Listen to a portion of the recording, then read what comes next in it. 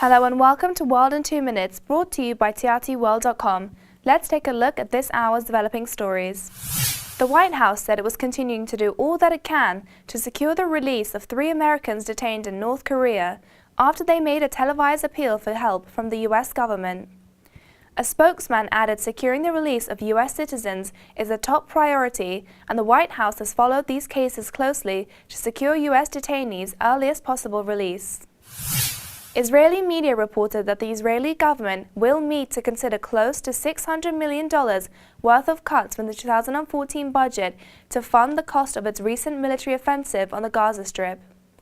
According to the media reports, a plan to be presented by Prime Minister Benjamin Netanyahu, Defense Minister Moshe Ya'alon, and Finance Minister Yair Lapid would entail a 2% cut in the base budget of every ministry except the Defense Ministry.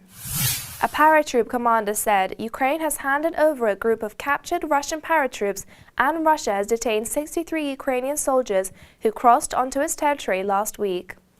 Ukraine said last week it had captured 10 paratroops and presented them to the press as evidence that the Russian military is fighting alongside pro-Russian separatist rebels in eastern Ukraine. Russia said the men had crossed an unmarked section of the border by accident.